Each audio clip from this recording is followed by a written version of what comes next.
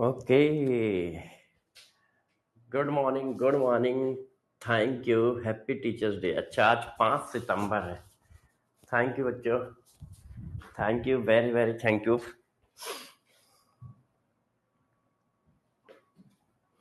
बहुत बहुत धन्यवाद आप सभी को। बहुत बहुत धन्यवाद। बहुत बहुत धन्यवाद। Yes, yes, yes. Thank you बेटा, थैंक यू। एक मिनट यार, मुझे भी अपने सर को एक मैसेज डालने दो जल्दी से।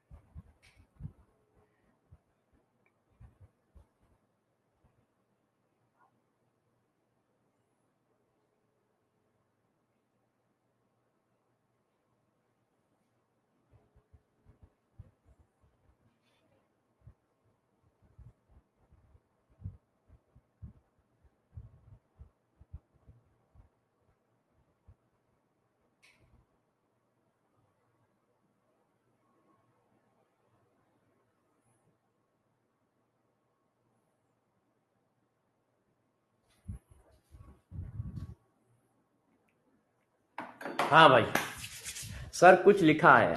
अच्छा, क्या लिखा है वो सुनाओ भाई। अब इसमें वॉइस का है, चलो अच्छा सुनते हैं, देखते हैं एक बार। कुछ वॉइस वाला है क्या इसमें? कुछ ऑप्शन ऑप्शन। हाँ, अंजू गुप्ता, महिमा। एक बार मैं वॉइस खोलता हूँ कुछ लोगों की, देखता हूँ ये काम करता है कि नहीं। ठीक है, काम करता है कि नहीं। मैं आशीष चंद्रा। अच्छा, शिवम, ठीक है, एक बार मैं कोशिश करता हूँ। आशीष चंद्रा कहीं दिख रहा है? नहीं। शिवम, तनु, ऋषि। हाँ, ऋषि बच्चा रेगुलर रहता है। चलो मैं एक आध के वॉइस मैसेज खोलता हूँ। ठीक है, देखना आ रहा है। अंजू गुप्ता, देखा खुल रहा है कि नहीं, ओपन हो रहा है कि नहीं। आ, हाँ, बोल सकते हो। थैंक यू बेटा, थैंक यू। आपको मेरी आवाज आ रही है? आप फिर से बोलो एक बार जरा। अरे वाह यार, थैंक यू, थैंक यू। अरे बहुत, अरे बहुत सही। मुझे ये वो नहीं पता था, ये क्या बोलते हैं इसको। हाँ मैं, ओके, किस स्टेट? अच्छा अच्छा, किस स्टेट से हो?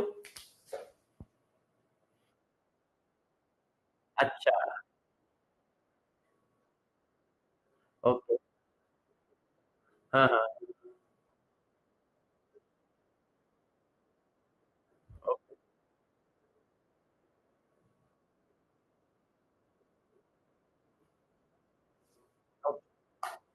बाहर की चीजें बिल्कुल मत खाओ, और हो जाएगा, अभी बहुत सारा टाइम है। देखो मैं बताता हूँ सबके साथ मिलके आपको ये बात। हाँ, अभी अभी गाइड करता हूँ देखो, होता है ना, इसी को कहते हैं लक। हर चीज पैरेलल चलती है। आप यदि मेहनत कर रहे हो तो कभी कभी आपका एक ऐसा समय आएगा कि आपको मौका मिल जाएगा। तो आप बस मेहनत करते रहो। 4 4 चैप्टर का बैकलॉग कोई बड़ा बैकलॉग नहीं है। आपके पास अभी 8 महीने हैं। 4 चैप्टर नॉर्मल चीज है। आप एक टाइम टेबल बना लो बैकलॉग को कंप्लीट करने का, और एक टाइम टेबल लाइव क्लास को लेने का। जैसे लाइव क्लास लेते हो लेते रहो, बैकलॉग के लिए शाम का टाइम बना लो।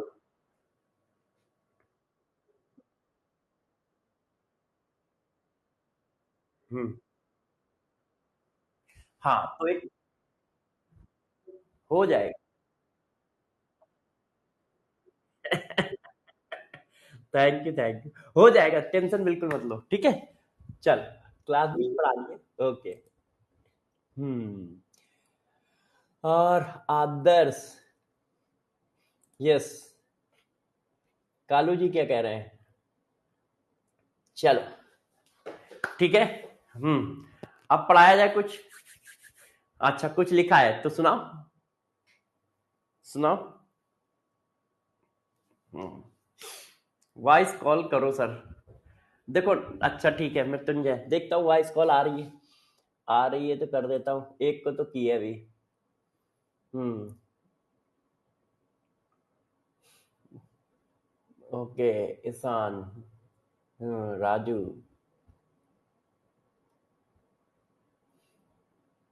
ओके।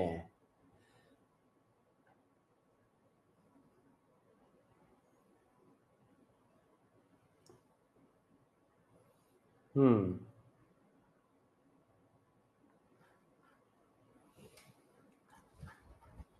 चलिए, ठीक है। हम्म। विपिन, विपिन को लगाते हैं, देखें विपिन के पास आवाज जा रही है कि नहीं जा रही है। विपिन, आवाज आ रही है? हाँ, हेलो विपिन, विपिन आपके पास आवाज आ रही है? अरे वाह यार, बहुत सही। हाँ विपिन, थैंक यू बेटे, थैंक यू। कैसी पढ़ाई चल रही है? सब बढ़िया चल रही है, तो किस स्टेट से हो? अच्छा, ठीक है, समझ गया, फतेहपुर कानपुर है। ओके। अच्छा, तो तुमने मेरा वो जगह का नाम बता दिया जहाँ से मैंने पढ़ाई की है, जहाँ पे मैं रहता हूँ। मैं तो कानपुर में ही रहता था बचपन से, अभी भी कानपुर में ही रहता हूँ, फैमिली सारी कानपुर में ही रहती है। ओके, तो पढ़ाई कैसी चल रही है? अच्छा, कौन सा ड्रॉप है, पहला दूसरा? तीसरा ड्रॉप। ओके। हम्म।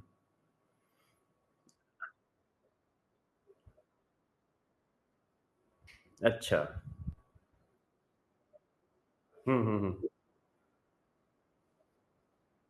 ओके। ओके, चलो ठीक है, पढ़ाई करते रहो, ठीक है, सही चल रही है, इसी डायरेक्शन में चलते रहो अच्छे से, ठीक है। चलो बच्चों, अब पढ़ाई कर लेते हैं, ठीक है। लगातार अब बात करते रहेंगे, अब बीच बीच में आप लोगों से बात करते रहेंगे, है ना? ठीक है, बीच बीच में बात करते रहेंगे, हाँ। हैप्पी टीचर्स, थैंक यू बेटा, थैंक यू। बिल्कुल बिल्कुल। अब यदि आप टीचर्स डे में कुछ देना चाहते हो, तो ये प्रॉमिस दो, ये कमिटमेंट दो कि सर, हम अपनी पूरी ताकत लगाएंगे, हम अपनी पूरी मेहनत लगाएंगे सिलेक्शन में। देखो, हो ना हो, इस पे हमें कमिटमेंट नहीं चाहिए, हमें सिर्फ कमिटमेंट चाहिए आपकी ईमानदारी पे, कि हम ईमानदारी से पूरी मेहनत करेंगे, हम ईमानदारी से पूरी जान लगाएंगे, अपना बेस्ट एफर्ट देंगे। बस, मुझे ये कमिटमेंट, ये प्रॉमिस सभी बच्चों से चाहिए कि सर ठीक है, हम अपना बेस्ट एफर्ट लगाएंगे, हम अपना बेस्ट ताकत लगाएंगे, और कभी भी डिमोटिवेट नहीं होंगे, पूरी ताकत के साथ जाकर पेपर देंगे, ठीक है।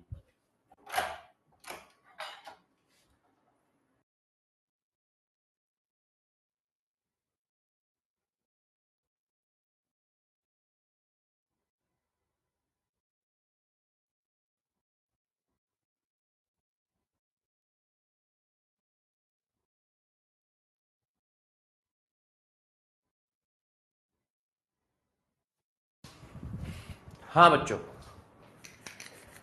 ठीक है। शिवम कह रहा है कुछ लिखा है, सुनाओ भाई शिवम। यस, सबको 100% देना है। बहुत सही, बहुत सही, बहुत सही। हम्म। यस। चलो, चलो टाइम का भी ध्यान रखते हैं, टाइम किसी तरह से खराब ना होने पाए हम लोगों का। तो सब लोग रेडी हो जाओ, सब लोग रेडी हो जाओ, सब लोग रेडी हो जाओ।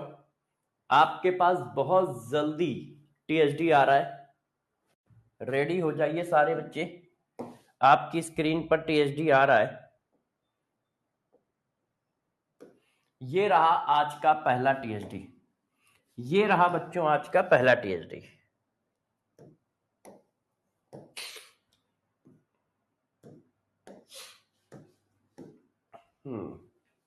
ये रहा आज का पहला टीएचडी।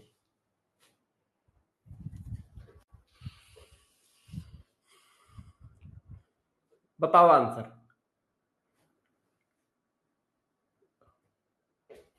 सब लोग आंसर बताइए। अच्छा।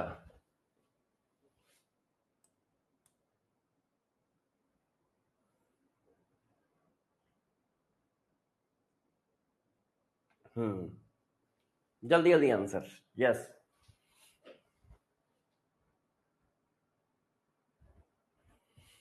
थैंक यू बेटा, थैंक यू। कोई नहीं, लेट कुछ नहीं होता है, लेट कुछ नहीं होता है।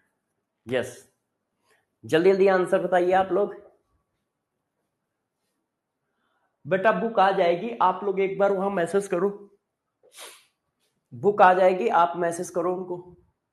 The pH of 1 liter of a buffer solution containing 0.01 m NH4Cl and 0.01 m NH4OH having pKb equal to 5 has pH is। अब देखो, ये बफर सोल्यूशन है, इन्होंने खुद कह दिया है। ये क्या है? Weak base. और ये क्या है? वीक बेस का सॉल्ट, उसके कॉन्जुगेट आयन का सॉल्ट है। तो इसका मतलब ये बफर कंपोजिशन है। मगर भाई ये बेसिक बफर है कि नहीं बच्चों? और यदि बेसिक बफर है तो क्या निकलेगा जरा बताओ? पीएच की पीके पे, पीएच की पीओएच। जब बेसिक बफर है तो पीओएच निकलेगा, पीएच थोड़ी निकलेगा। बेसिक बफर का क्या निकलेगा? POH. POH equal to pKb plus log salt upon base, salt upon base. अब पीकेबी कितना है? 5 है। लॉग सॉल्ट का कंसंट्रेशन कितना है? 0.01। बेस का कितना है? 0.1। अब इसको सॉल्व किया तो ये आ गया 1/10। अब 1/10 को हम क्या लिख सकते हैं? ऐसे लिख सकते हैं, 10 की पावर -1। -1 आगे आ गया log 10, और log 10 का मतलब 1। तो POH आ गया 4। तो pH कितना आ गया? pH equal to 14 minus POH, 10। तो आंसर क्या आएगा? 10 आएगा। क्यों? क्योंकि सोल्यूशन बेसिक है, बेसिक बफर सोल्यूशन है, तो बेसिक बफर सोल्यूशन का तो पीओएच निकलेगा, है ना? तो पहले हम पीओएच निकालेंगे, फिर पीएच निकालेंगे। ये करो, इस क्वेश्चन को करिए। अब देखो, एसिड के साथ वीक बेस मिलाया जा रहा है। अब ये क्या बनेगा आपको देखना पड़ेगा, ध्यान रखना, ये टफ क्वेश्चन है, कल मैंने पढ़ाया था। अच्छे से करियो सब लोग। टीएचडी नंबर 2, सारे बच्चे टीएचडी नंबर 2 करें। हाँ, जल्दी करो।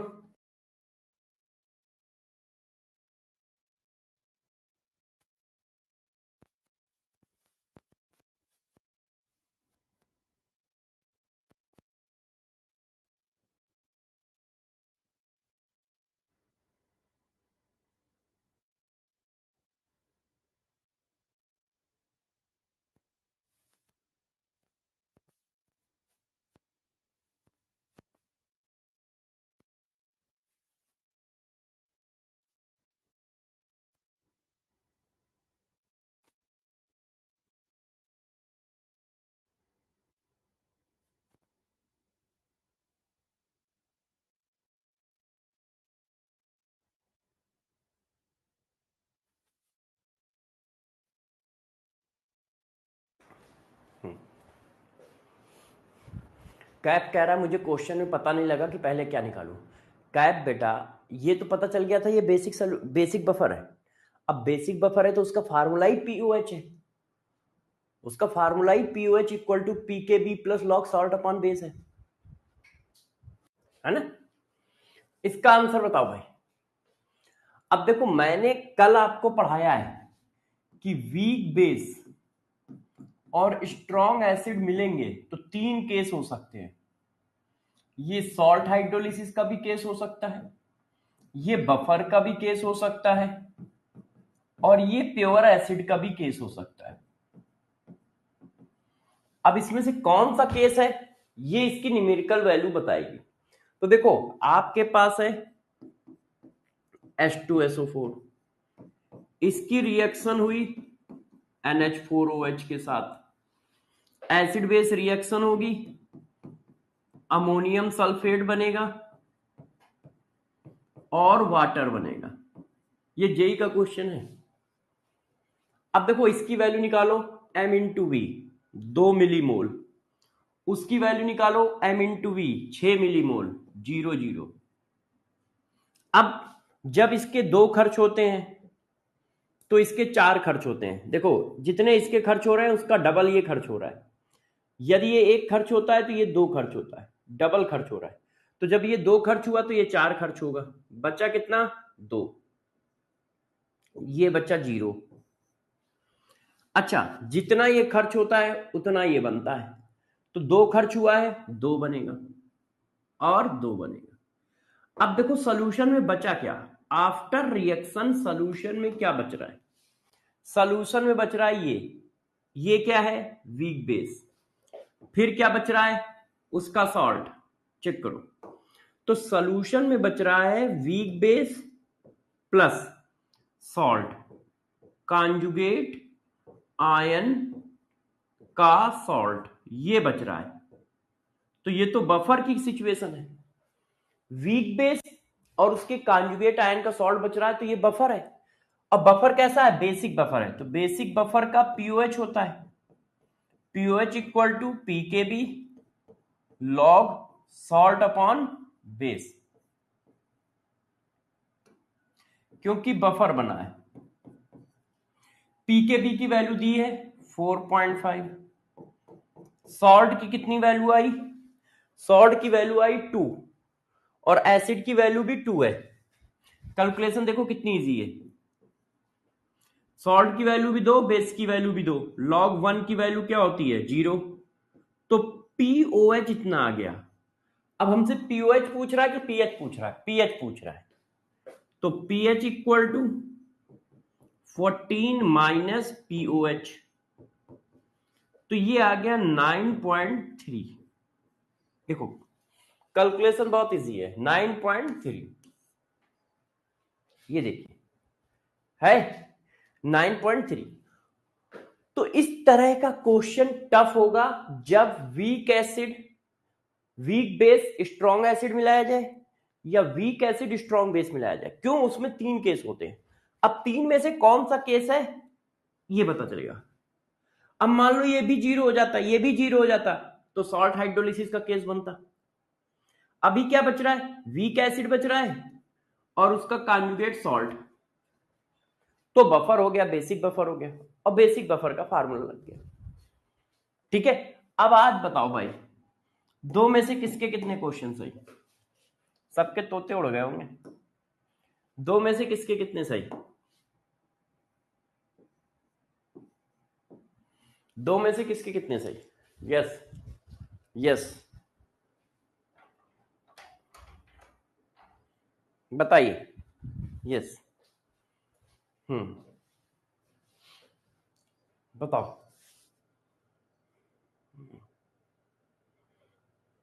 यस 2 में से 2, 2 में से 1, 0 भी है, बहुत सही बहुत सही बहुत सही। चलो अब हम लोग आगे स्टार्ट करते हैं, मगर उससे पहले आपको बता देते हैं क्योंकि आज टीचर्स डे है, तो आप लोगों ने तो अपने टीचर्स का धन्यवाद दे दिया, ठीक है ना, मुझे भी अपने टीचर्स का धन्यवाद देना है। वैसे तो हर साल मैं देता हूं, आपके सामने मैसेज भी कर दिया है।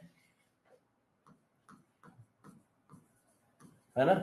देखो होता क्या है, आपको बनाने में बहुत लोगों का हाथ होता है, उसमें आपके पेरेंट्स भी हैं, आपके दोस्त भी हैं, आपके भाई बहन भी हैं, मगर आपके टीचर्स भी हैं, मगर आपके टीचर्स भी हैं। और कभी कभी आपको लगता है कि यार टीचर ने ये बोला, टीचर ने वो बोला, टीचर ने मुझे मारा, पीटा, मगर जब आप आगे जाओगे तो आपको पता चलेगा कि यार वो सब आपके फायदे के लिए ही किया गया है। मुझे ध्यान है, आपको देखो मैं एक इंसिडेंट बताता हूँ। मुझे ध्यान है कि यार मेरे जो मैथ्स वाले सर थे ना, कानपुर के बहुत नामी टीचर थे, मगर वो गुस्से भी बहुत थे, मतलब गुस्सैल भी बहुत थे। वो बहुत मारते थे, बहुत मारते थे, और टीचर भी बहुत अच्छे थे, मतलब बहुत बढ़िया पढ़ाते थे। ठीक है, बात आज ज़्यादा नहीं करते थे, मतलब किसी तरह की, अब तो मान लो काफ़ी फैमिलियर होके बच्चों से बात करते हैं हम लोग, ठीक है, फ्रेंड की तरह बात करते हैं। उस समय बात नहीं करते थे। उनकी एक आदत थी, वो पान खाते थे और खाली समय में बस पढ़ते रहते थे, ज़्यादा किसी से बातें आते नहीं करते थे, पढ़ते रहते थे। अब मैं उनके यहाँ पढ़ता था, तो उनकी आदत क्या थी कि यदि आपने गलत बताया या क्वेश्चन ना कर पाए तो बहुत मारते थे। तो इतने डर की वजह से उनका काम कभी नहीं छोड़ते थे हम लोग, कभी नहीं छोड़ते थे। पढ़ाते ही बहुत अच्छे थे, ठीक है। और वो ऐसे नहीं मारते थे कि लाओ डंडे से मार दे या ऐसे कर दें, ऐसे बाल पकड़ के यूं यूं नचाते थे, यूं फेंक देते थे। पैर में पैर, देखो पैर में पैर रखा और ये नीचे किया, गद गद गद, मतलब बिल्कुल देसी पिटाई होती थी। तो जिसकी वजह से क्या होता था, हम मतलब उनका काम जरूर करके ले जाते थे। मैथ्स में कभी नंबर नहीं कमाते थे, चाहे कुछ भी हो जाए, खूब पढ़ाई करते थे। तो उस समय मुझे लगता था कि यार ये सनकती हैं, छोटी छोटी बात पे मारते हैं, छोटी छोटी बात पे मारते हैं। मगर अब मुझे समझ में आता है कि उनके थोड़े डर की वजह से मैं पढ़ ज्यादा जाता था। मतलब मैं यदि मान लो कहीं बाहर भी गया हूं, शादी में गया हूं या कहीं घूमने गया हूं या खेलने में टाइम बर्बाद हो गया है, फिर भी रात में टाइम निकाल के उनका काम जरूर कर लेते थे। क्यों? क्योंकि पता है कि यदि उनके रडार में फंसे तो भाई वो कैसे मारेंगे पता नहीं। और उस जमाने के गार्जियन भी थोड़े अलग टाइप के होते थे। यदि कहीं ये पता चल जाए कि इस टीचर ने मारा है तो उसी के पास तुम्हें पढ़वाएंगे, चाहे समझ में आए चाहे ना आए। यदि मैं घर में जाके ये बता दूं ना कि ये मैथ्स वाले सर मारते बहुत है, तो भाई मुझे वहीं पढ़ाया जाएगा और कहीं नहीं पढ़ाया जाएगा, कि तुम यहां पे ही ठीक रहोगे, तुम यहाँ पे ही ठीक रहोगे। जैसे आजकल के बच्चे हैं, मान लो उनको डांट दिया गया, मार दिया गया, तो उनका ईगो आ गया, फिर उनके गार्जियन भी जाके टीचर से लड़ जाते हैं कि तुमने मेरे बच्चे को मारा क्यों, वो पढ़े या ना पढ़े, तुमने मारा क्यों। अब भाई वो पढ़े या ना पढ़े, मारा क्यों।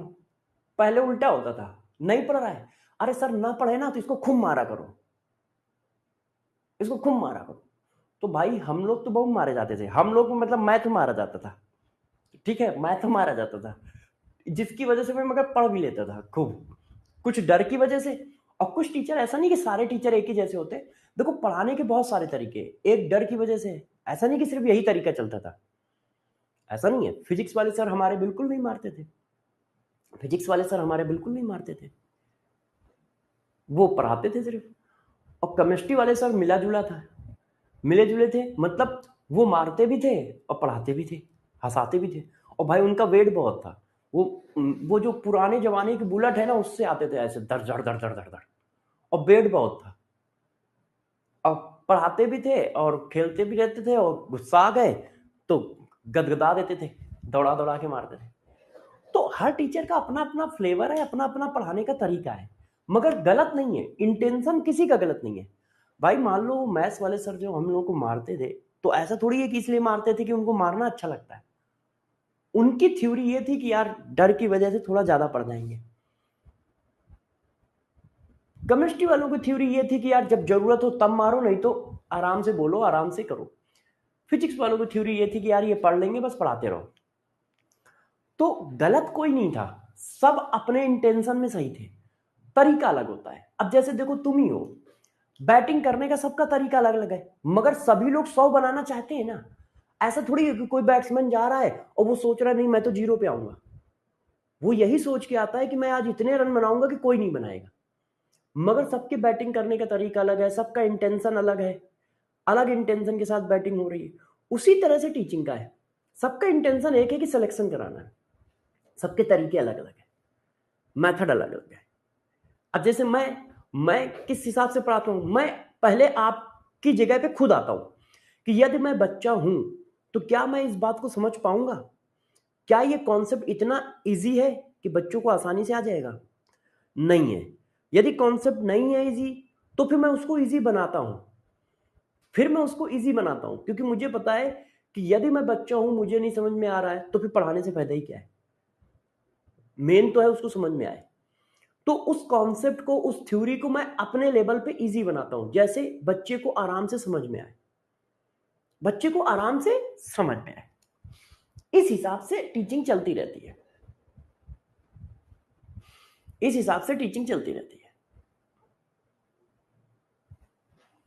हाँ, इस हिसाब से टीचिंग चलती रहती है। और वो दिन मार खाने वाले दिन थे, मगर फिर भी बहुत अच्छे थे। आज के दिन भी अच्छे हैं, मगर वो दिन भी मेरे बहुत अच्छे थे। वो बात अलग है, मैं डेली दिन में एक बार तो मार खा ही जाता था, ठीक है। घर में खा गया, घर से बच गया तो स्कूल में खा गया, स्कूल से बच गया तो ट्यूशन में खा गया, मतलब कहीं ना कहीं तो पड़ ही जाता था, किसी ना किसी के रडार में तो आ ही जाता था। घर के रडार में आ गया, वहां से बच गया तो स्कूल के रडार में आ गया, स्कूल से बच गया तो ट्यूशन के रडार में आ गया, सबसे बच गया तो उस दिन मेरी जीत है। कि आज भाई सुबह से शाम तक किसी ने नहीं मारा है, तो ये मेरी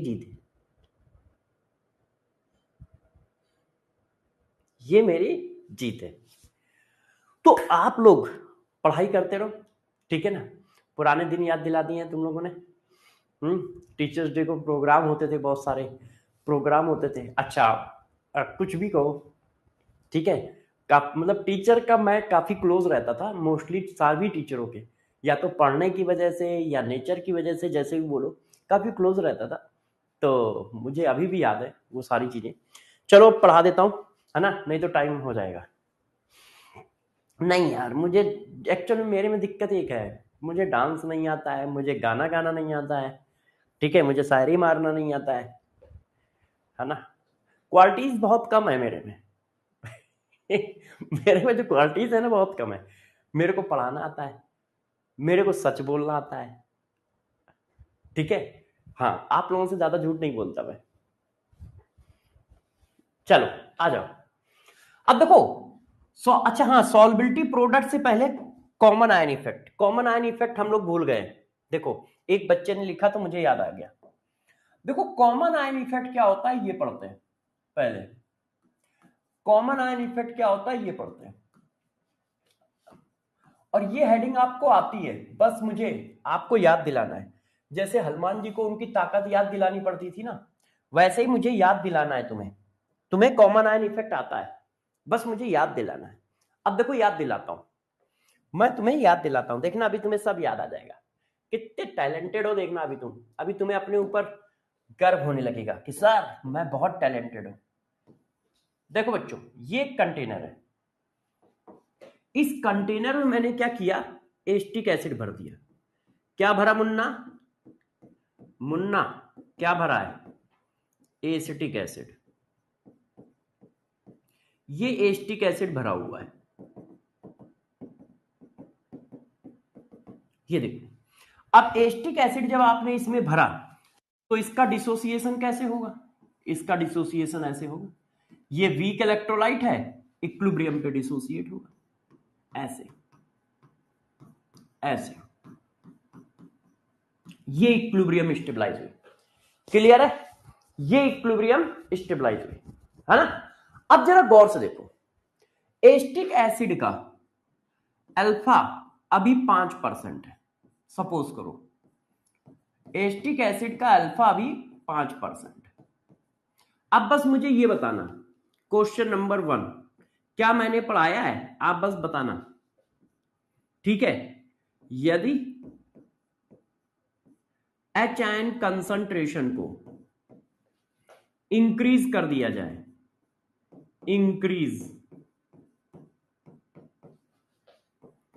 कर दिया जाए तो बताओ इक्विलिब्रियम किधर जाएगा? यदि HN कंसंट्रेशन को इंक्रीज कर दिया जाए तो बताइए इक्विलिब्रियम किधर शिफ्ट होगा? सारे बच्चे बताएं, आंसर दो। यदि मैं HN का कंसंट्रेशन बढ़ा दूं, यदि मैं HN का कंसंट्रेशन बढ़ा दूं तो इक्विलिब्रियम किधर जाएगा?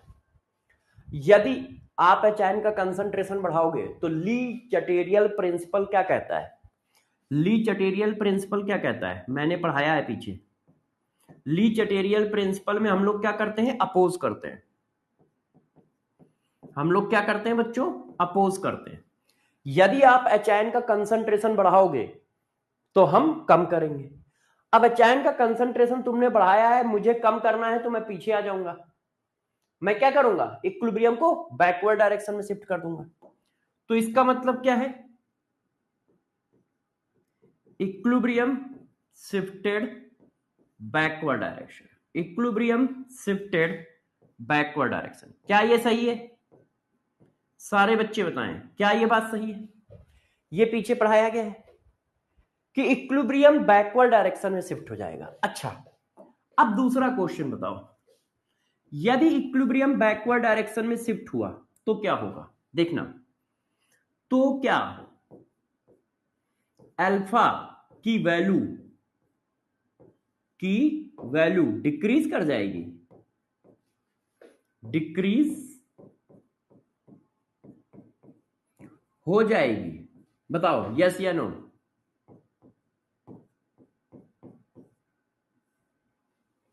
बताइए यस या नो। यदि इक्विलिब्रियम बैकवर्ड डायरेक्शन में चला गया तो एसिटिक एसिड का अल्फा कम हो जाएगा? बिल्कुल कम हो जाएगा। क्यों? अभी 5 डिसोसिएट हो रहा था, 2 मॉलिक्यूल इधर आ गए तो अब 3 डिसोसिएट हो रहा है। भाई 100 में से 5 डिसोसिएट हो रहा था, इक्विलिब्रियम पीछे आ गया तो अब 3 डिसोसिएट हो रहे हैं। तो इसका मतलब अल्फा की वैल्यू डिक्रीज कर जाएगी। डिक्रीज कर जाएगी कि नहीं कर जाएगी? और ये बात हम पीछे पढ़ चुके हैं, ये बात हम पीछे पढ़ चुके हैं केमिकल इक्विलिब्रियम में। अब इसी बात को नए डिजाइन के साथ, नई लैंग्वेज के साथ बोला गया है। कैसे? अभी देखना, मैं सिखाता हूं कैसे, मैं अभी इसको सिखाता हूं। ये बात हम पीछे पढ़ चुके हैं। अब इसी बात को मैं नए लैंग्वेज के साथ बताता हूं, उसी को कॉमन आयन इफेक्ट कहते हैं। कैसे, जरा समझना। देखो, ये इक्विलिब्रियम स्टेबलाइज है। अब इसमें मैंने HN कंसंट्रेशन बढ़ाया, मगर कैसे बढ़ाया ये नहीं बताया। मैंने कैसे बढ़ाया ये नहीं बताया, अब मैं बता रहा हूं। यदि एसिटिक एसिड की इक्विलिब्रियम है, इसमें मैं HCl डाल दूं तो क्या होगा? बताओ। जब एसिटिक एसिड की इक्विलिब्रियम में HCl डाल दोगे तो HN कंसंट्रेशन बढ़ जाएगा। क्यों? इसके पास HN है ना, तो कंटेनर में HN आ गए, और कंटेनर में HN आ गए तो HN कंसंट्रेशन बढ़ गया। भाई आपने एसिटिक एसिड डाल दिया तो कंटेनर में HN बढ़ गए, Cl आयन भी बढ़ गए, मगर Cl आयन इक्विलिब्रियम में शामिल ही नहीं है।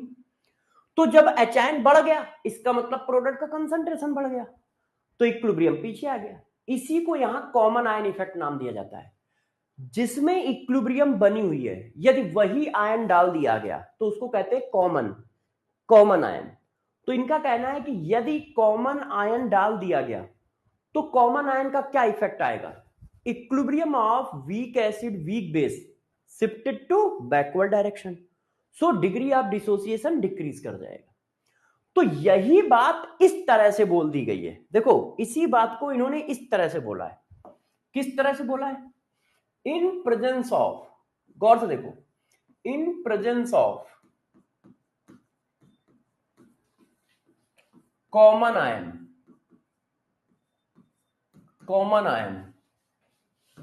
in presence of common ion, degree of dissociation of weak electrolyte, weak electrolyte का मतलब week acid weak base, week acid weak base, है ना? ठीक है, ETC। Degree of dissociation of weak electrolyte decreases. इन्होंने ये स्टेटमेंट दिया है कि कॉमन आयन की प्रेजेंस में degree of dissociation of weak acid weak base decrease कर जाएगा। रीजन क्या है? रीजन ये है इक्विलिब्रियम बैकवर्ड डायरेक्शन में शिफ्ट हो जाएगा। क्यों हो जाएगा ये मैंने बता दिया है। इक्विलिब्रियम शिफ्टेड बैकवर्ड डायरेक्शन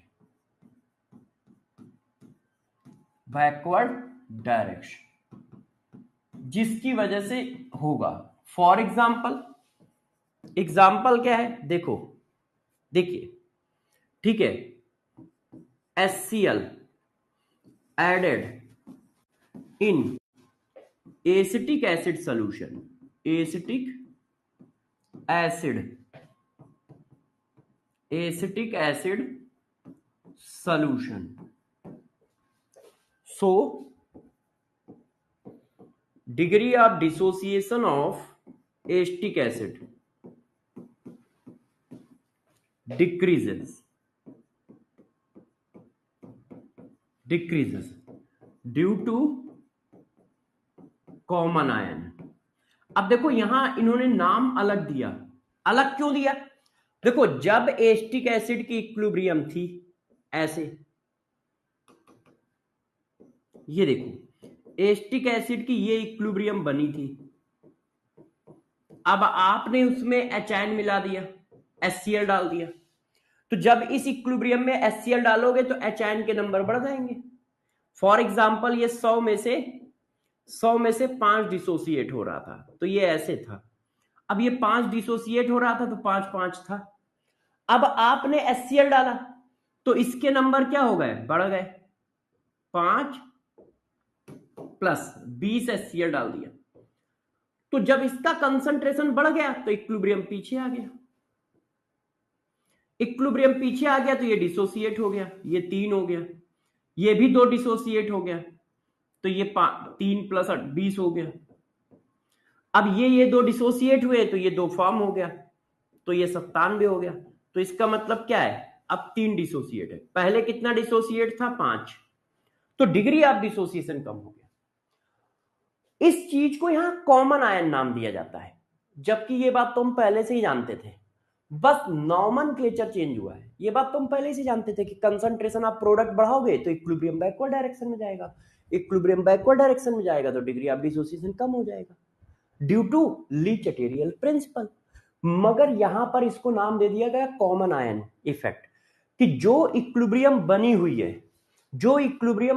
है यदि उनमें से किसी का कंसंट्रेशन बढ़ाया गया, कॉमन आयन को डाला गया, कॉमन आयन इफेक्ट मतलब जो इक्विलिब्रियम बनी है उसमें जो आयन है, यदि उन्हीं आयन को डाल दिया गया तो इक्विलिब्रियम बैकवर्ड आ जाएगी, डिग्री ऑफ डिसोसिएशन डिक्रीज कर जाएगा। इसको इन्होंने नाम दिया कॉमन आयन इफेक्ट। इसको इन्होंने क्या नाम दिया? Common ion effect. तो ये तो हम पहले से जानते थे, बस नॉमेनक्लेचर चेंज हुआ है ना। अच्छा, अब आप कह रहे होगे कि इस पर क्वेश्चन, तो देखो मैं क्वेश्चन पूछ लेता हूं। ठीक है, आंसर दीजिएगा। ठीक है,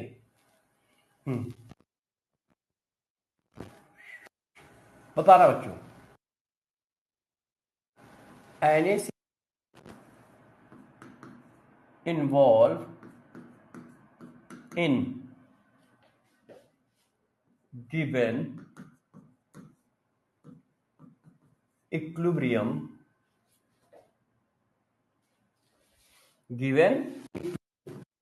क्या है? ये देखो, ये इक्विलिब्रियम, इसमें NaCl मिलाया गया है। इन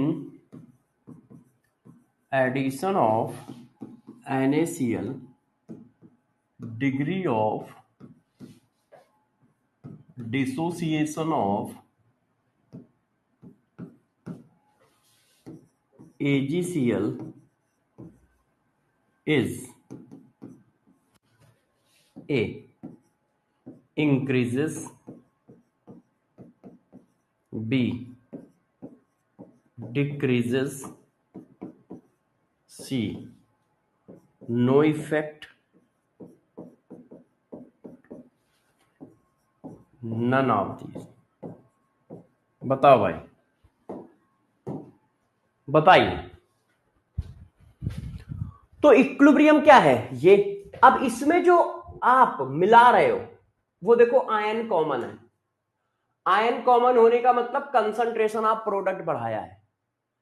आयन कॉमन होने का मतलब कंसंट्रेशन ऑफ प्रोडक्ट बढ़ाया है। कंसंट्रेशन ऑफ प्रोडक्ट बढ़ाओगे तो इक्विलिब्रियम बैकवर्ड डायरेक्शन में शिफ्ट हो जाएगा।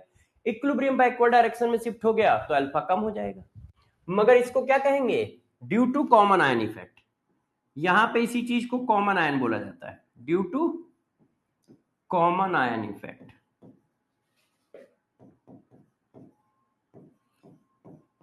यहां पर इसका नाम रखा जाता है common ion, due to common ion effect. अब जरा देखो बच्चों, सॉल्बिलिटी प्रोडक्ट क्या होता है और सॉल्बिलिटी क्या होता है। तो सबसे पहले हम बात करेंगे सॉल्बिलिटी की, फिर बात करेंगे सॉल्बिलिटी प्रोडक्ट की, ठीक है। देखो आयनिक इक्विलिब्रियम में हम किसकी सॉल्बिलिटी की चर्चा करते हैं, पहले तो ये समझो। हम स्प्रेंगली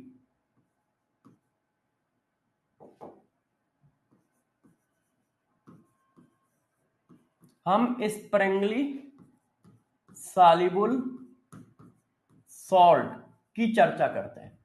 स्प्रेंगली सॉल्युबल सॉल्ट का मतलब क्या होता है? Very very less soluble in aqueous solution, in aqueous solution। हम ऐसे सॉल्ट की चर्चा कर रहे हैं जिनकी सॉल्बिलिटी पानी में ना के बराबर है, उनको बोला जाता है स्प्रेंगली सॉल्युबल सॉल्ट। हाँ, उनको बोला जाता है स्प्रेंगली सॉल्युबल सॉल्ट,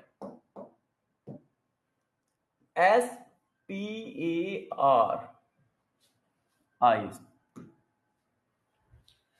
ठीक है, उनको क्या बोला जाता है? स्प्रेंगली सॉल्युबल सॉल्ट। स्प्रेंगली सॉल्युबल सॉल्ट का मतलब ऐसे सॉल्ट जिनकी सॉल्बिलिटी पानी में ना के बराबर है। ऐसे सॉल्ट जिनकी सॉल्बिलिटी पानी में ना के बराबर है ना। सॉल्बिलिटी पानी में, सॉल्बिलिटी एक्वस सॉल्यूशन में ना के बराबर है, ना के बराबर है मतलब बहुत कम है।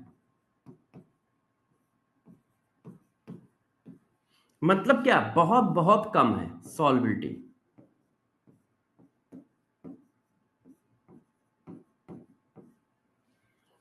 ऐसे सॉल्ट को स्प्रिंगली सॉल्युबल सॉल्ट कहा जाता है।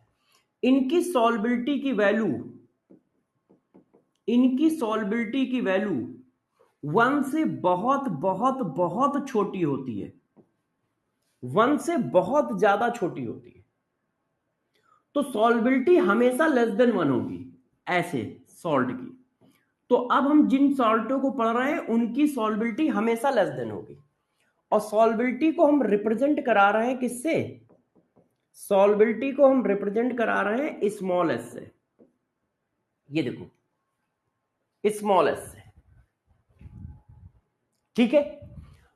तो स्प्रिंगली सॉल्युबल सॉल्ट कौन है? ऐसे सॉल्ट जिनकी सॉल्बिलिटी पानी में ना के बराबर है। अब बात आती है सॉल्बिलिटी की डेफिनेशन क्या है। तो देखो सॉल्बिलिटी की डेफिनेशन क्या है, देखो 1 लीटर सॉल्यूशन में कितना अमाउंट ऑफ सोल्यूट डिसॉल्व है। 1 लीटर सॉल्यूशन में जितने मोल है उसको बोलते हैं मोलरिटी, और 1 लीटर सॉल्यूशन में जितना अमाउंट है उसको बोलते हैं सॉल्बिलिटी। तो सॉल्बिलिटी क्या है? Total amount of salt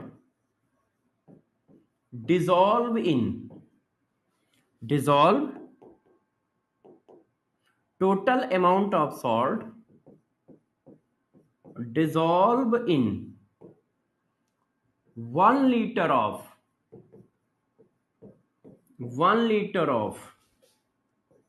solution, 1 litre solution में कितना सॉल्ट डिसॉल्व है एट सैचुरेटेड स्टेट या कंडीशन। जब सैचुरेशन आ जाए उस जगह पे चेक करते हैं। जब सैचुरेशन आ जाए का मतलब जिसके बाद डिसॉल्व होना बंद हो जाए, जब इक्विलिब्रियम आ जाती है उस समय, कि 1 लीटर इक्वस सॉल्यूशन में 1 लीटर सॉल्यूशन में कितना सॉल्ट डिसॉल्व है उसको सॉल्बिलिटी कहते हैं। जैसे 1 लीटर सॉल्यूशन में जितने मोल है उसको मोलरिटी कहते हैं, उसी तरह 1 लीटर सॉल्यूशन में जितना सॉल्ट डिसॉल्व है उसको सॉल्बिलिटी कहते हैं। तो फार्मूला क्या आया, solubility equal to mass of solute divided by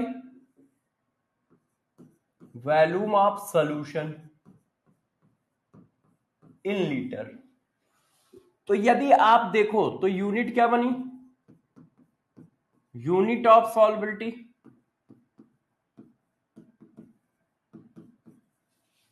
unit of solubility बनी ग्राम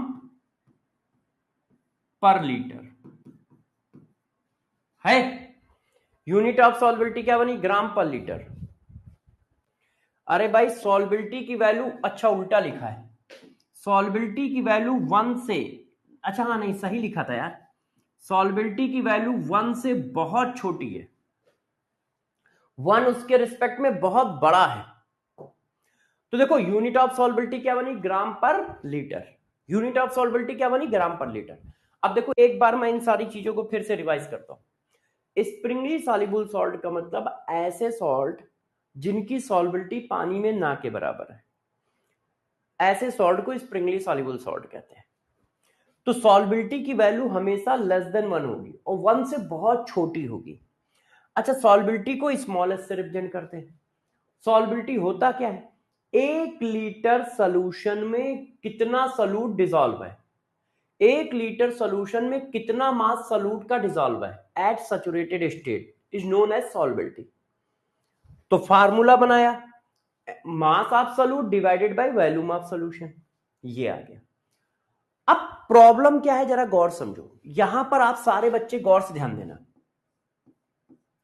होता क्या है, जब सॉल्ट की इक्विलिब्रियम बनती है, तो देखो सॉल्ट की इक्विलिब्रियम ऐसे बनती है कि नहीं भाई, इसकी इक्विलिब्रियम ऐसे बनेगी, क्यों, क्योंकि ये स्प्रिंगली सॉल्युबल सॉल्ट है, इनकी सॉल्बिलिटी क्या है, ना के बराबर, ऐसे।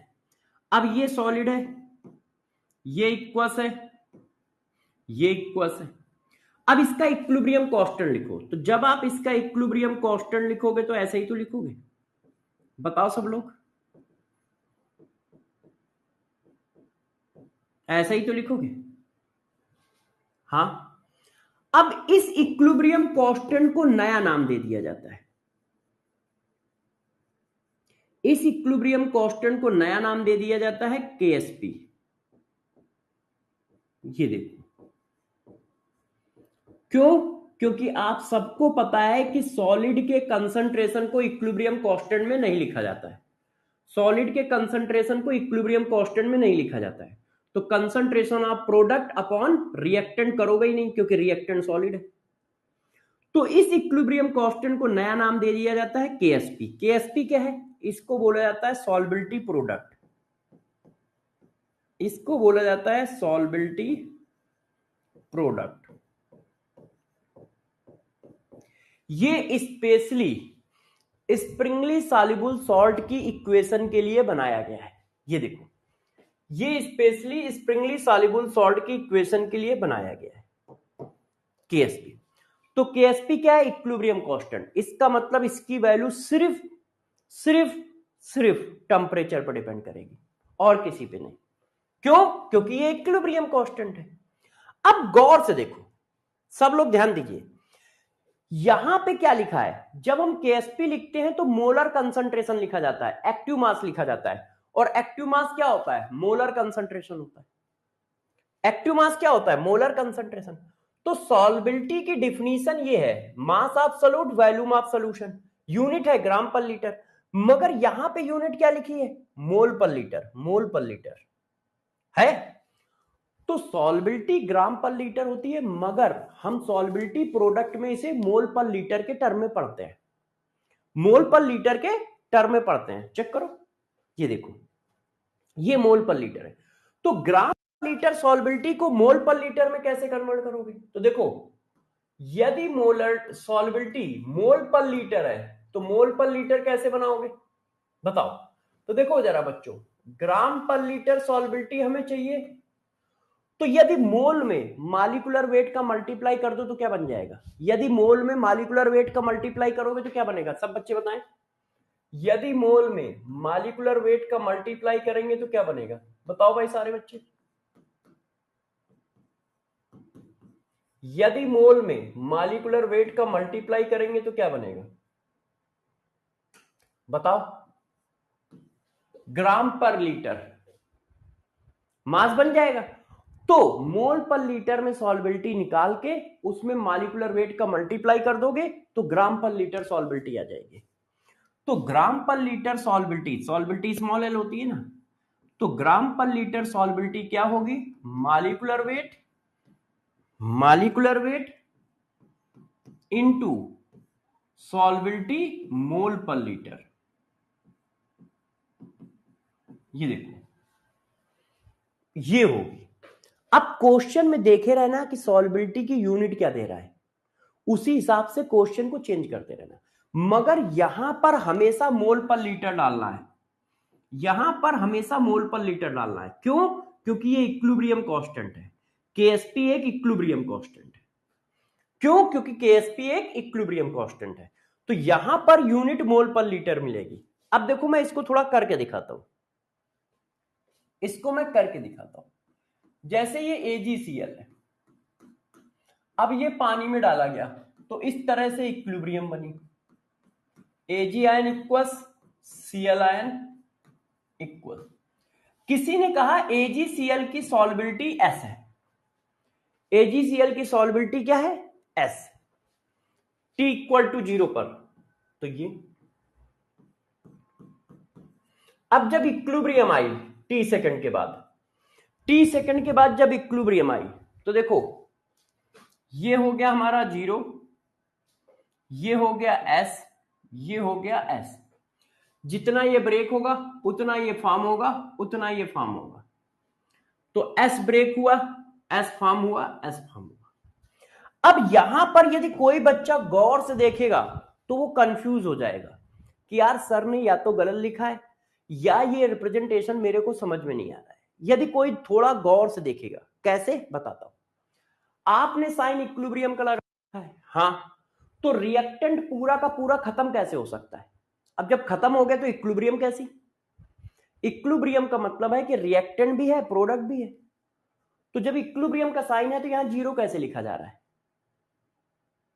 यहां 0 कैसे लिखा जा रहा है? तो गौर समझो, हमने सिर्फ वो अमाउंट दिखाया है जो सॉल्युबल है, हमने इसका टोटल अमाउंट दिखाया ही नहीं है। और टोटल अमाउंट क्यों नहीं दिखा रहा है, इनिशियल अमाउंट क्यों नहीं दिखा रहा है? क्योंकि रिएक्टेंट इक्वेशन में आएगा ही नहीं, रिएक्टेंट इक्विलिब्रियम इक्वेशन में आएगा ही नहीं। तो जब रिएक्टेंट इक्विलिब्रियम इक्वेशन में आएगा ही नहीं तो हम इसको दिखाएं क्यों? रियलिटी में ये जो रिप्रेजेंटेशन है वो ये रिप्रेजेंटेशन है। देखो रियलिटी में रिप्रेजेंटेशन ये है, मगर मैंने इसको ऐसे नहीं लिखा। क्यों नहीं लिखा? क्योंकि हमें इसको कॉम्प्लिकेट नहीं करना है, और रिएक्टेंट जो है इक्विलिब्रियम इक्वेशन में कभी लिखा ही नहीं जाएगा। तो जब वो लिखा नहीं जाएगा तो उसको हमें दिखाने की जरूरत क्या है? ये देखो, अब टोटल इसका C अमाउंट था, C में से S अमाउंट डिसोसिएट हो गया। S कौन सा अमाउंट है? जो पानी में गया है। अब जो पानी में गया है उसी के तो आयन आएंगे, तो C में से S डिसोसिएट हुआ, S फॉर्म हुआ, S फॉर्म हुआ एट T सेकेंड, या कह दो इक्विलिब्रियम। ये देखो, हमको ऐसे दिखाना चाहिए मगर हम इसको ऐसे दिखाते हैं। ये चीज क्यों नहीं मेंशन करते हैं? क्योंकि किसी भी इक्वेशन में रिएक्टेंट आएगा ही नहीं, तो हम मेंशन ही नहीं करते। हम वो पार्ट मेंशन करते हैं जो सॉल्युबल है, हम टोटल पार्ट मेंशन ही नहीं करते हैं। तो यदि किसी बच्चे ने थोड़ा सा समझदारी से इसको देखा तो वो कहेगा यार, कंफ्यूजन आ जाएगा उसको कि या तो ये गलत लिखा है या मैं समझ नहीं पा रहा हूं ये लिखा कैसे है। S00 SS, रिएक्टेंट जीरो हो गया, और रिएक्टेंट जीरो हो गया तो इक्विलिब्रियम कैसे है। तो अब आप समझ पाए, ये लिखा होने का मतलब ये लिखा है, मगर हम इनिशियल वैल्यू दिखा नहीं रहे। क्यों नहीं दिखा रहे? क्यों नहीं दिखा रहे? क्योंकि वो कभी इक्विलिब्रियम रिएक्शन में आएगा ही नहीं। आएगा ही नहीं तो हम क्या टेंशन लें कि मैंने कितना डाला था, उसमें से कितना सॉल्युबल है। हम सिर्फ सॉल्युबल पार्ट दिखा रहे हैं। क्यों? क्योंकि वो आएगा, वो इक्विलिब्रियम में आएगा, क्योंकि इसके कंसंट्रेशन आएंगे तो इक्विलिब्रियम में आएगा। अब इसका केएसपी लिखो, तो आप लिखोगे Ksp equal to active mass of product upon active mass of reactant. Reactant क्या है? सॉलिड, तो लिखोगे नहीं। इसकी वैल्यू क्या है? एस। इसकी वैल्यू क्या है? एस। तो सॉल्बिलिटी प्रोडक्ट और सॉल्बिलिटी में रिलेशन आ गया। सॉल्बिलिटी प्रोडक्ट और सॉल्बिलिटी में रिलेशन आ गया। अब यहां की सॉल्बिलिटी की यूनिट पूछूं, बताओ क्या लिखोगे? इसकी यूनिट क्या है? मोल पर लीटर। क्यों? क्योंकि ये देखो स्क्वायर ब्रैकेट में बंद है, एक्टिव मास है। एक्टिव मास की यूनिट मोल पर लीटर होती है। एक्टिव मास की यूनिट क्या है? मोल पर लीटर। तो इसका मतलब ये मोल पर लीटर के फॉर्म में लिखें।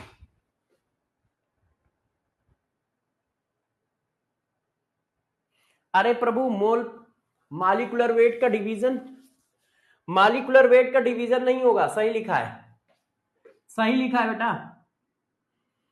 इससे इधर आओ, तुम क्या कर रहे हो? इसको देख रहे हो। ग्राम में जब मॉलिक्यूलर वेट से डिवाइड करोगे तो मोल बन जाएगा। ये ऐसे कर दो तो अब देखो ये आ गया। जो बच्चा कंफ्यूज है वो ये देखो, मोल बनाने के लिए क्या करते हैं? मोल बनाने के लिए ग्राम में मॉलिक्यूलर वेट का डिवाइड करते हैं। ये देखो, ग्राम में मॉलिक्यूलर वेट का डिवाइड किया, मोल बन गया। तो यार ये लिखो या ये लिखो, बात तो एक ही है, ठीक है ना? कोई बच्चा था आर्यन, आर्यन, ये और ये एक ही चीज तो लिखा है। अरे भैया प्रभु, मोल कैसे लिखते हो? इसको छोड़ दो, थोड़ी देर के लिए छोड़ दो। मोल का फार्मूला क्या है? Gram divided by molecular weight. यहां तक तो खुश हो? यहां तक खुश हो? अच्छा, मैंने दोनों तरफ लीटर से डिवाइड कर दिया, मैंने दोनों तरफ लीटर से डिवाइड कर दिया। अब बताओ क्या आएगा? अब यही तो आएगा, ग्राम, ठीक है, देखते जाओ। ग्राम लीटर है इनटू मॉलिक्यूलर वेट, और देखो यही लिखा है, यही लिखा है। तो मोल पर लीटर को ग्राम पर लीटर बनाने के लिए मॉलिक्यूलर वेट का मल्टीप्लाई लगेगा। अब मैं इसको थोड़ा सा जनरलाइज करता हूं। देखिए, अब सपोज कर लो कि हमारे पास कोई सॉल्ट इस तरह का है। हमने सपोज किया हमारे पास कोई सॉल्ट इस तरह का है और इसकी सॉल्बिलिटी है S। इसकी सॉल्बिलिटी कितनी है? S, स्मॉल s, मोल पर लीटर, ऐसे। अब ये डिसोसिएट हो रहा है, तो ये डिसोसिएट कैसे हुआ? A कितने हैं? X, B कितने हैं? Y। अब इसकी पावर क्या लगेगा? इसकी पावर क्या लगेगा? टोटल सम कितना है? 0। तो x plus y positive, x plus y negative, sum 0। अब इसकी सॉल्बिलिटी है S, इसकी 0 0, ये 0 हो गया। क्यों? क्योंकि मैंने यहां सॉल्बिलिटी लिखी है, सॉल्बिलिटी तो 100% डिसॉल्व हुई। तो कितना आया? x into S, Y into S at equilibrium. क्यों? जब ये 1 मोल ब्रेक होगा तो x मोल फॉर्म होगा, तो s मोल ब्रेक होगा तो x इंटू एस फॉर्म होगा। 1 मोल ब्रेक होगा, y मोल फॉर्म होगा, तो s मोल ब्रेक हुआ है, y into S mole form होगा। अब आपने KSP लगा दिया। कंसंट्रेशन ऑफ प्रोडक्ट डायरेक्ट लिख दूं बच्चों? कंसंट्रेशन ऑफ प्रोडक्ट की power x, concentration of product की पावर y। अब इसको सॉल्व किया तो ये क्या हो गया, x की पावर x इंटू y की पावर y, सॉल्बिलिटी की पावर y। इसको थोड़ा और सॉल्व कर लो तो x की पावर x, y की पावर y, सॉल्बिलिटी की पावर x प्लस y, इनको जोड़ दिया है। तो देखो KSP और सॉल्बिलिटी में जर्नल रिलेशन क्या आ गया, x की पावर x, y की पावर y, सॉल्बिलिटी की पावर x प्लस y। यदि हमें तुरंत के तुरंत सॉल्बिलिटी और KSP में कभी रिलेशन लिखना है तो आप ये याद रखो। और सॉल्ट कैसा है ये, अब देखो ये कैसे लिखा है, आप गौर से देखना सारे बच्चे, x की पावर x, y की पावर y, सॉल्बिलिटी की power x plus y, x की पावर x, y की पावर y, सॉल्बिलिटी की power x plus y।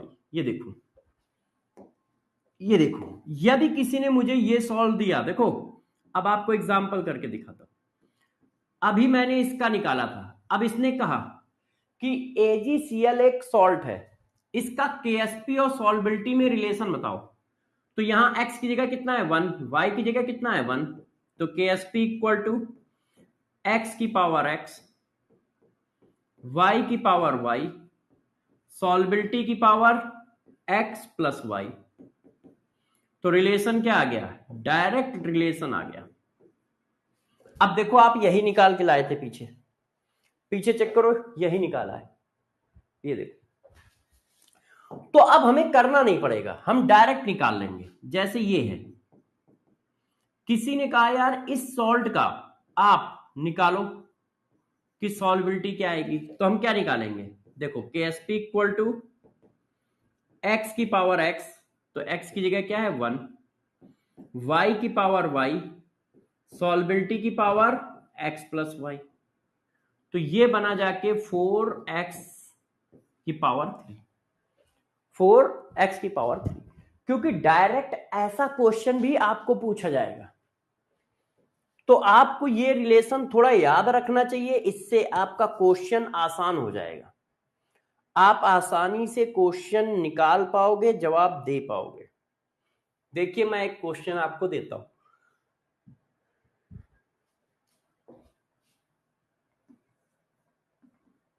Select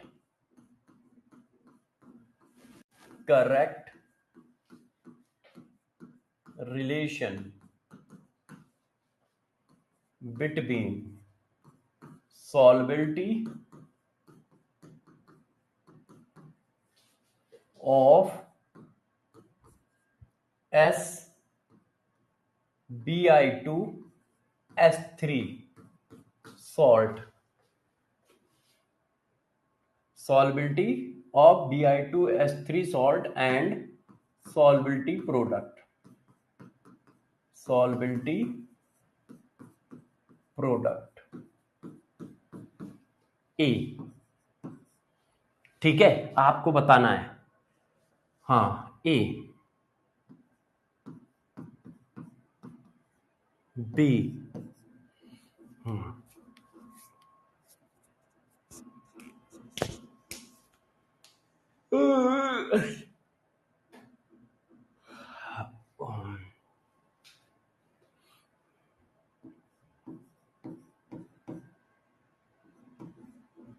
C,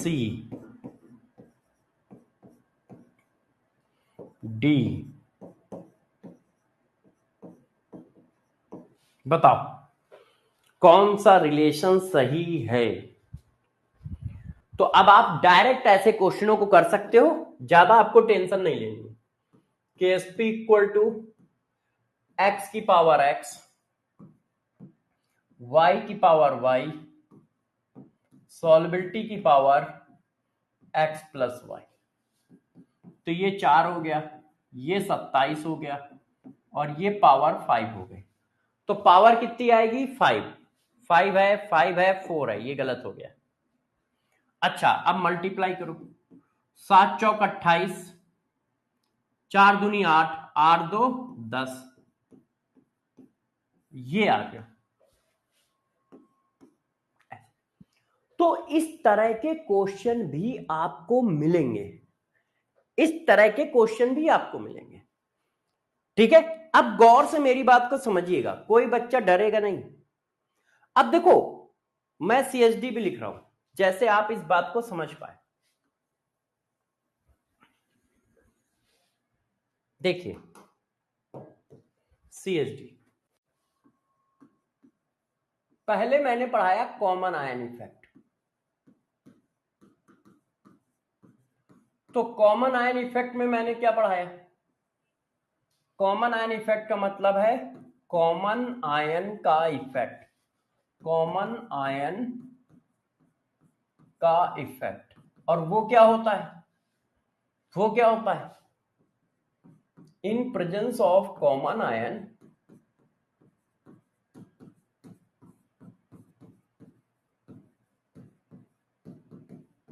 common ion, degree of dissociation, degree of dissociation of weak electrolyte, weak electrolyte. वो weak electrolyte weak acid हो सकता है, weak base हो सकता है, या कोई सॉल्ट हो सकता है, डिक्रीजेस,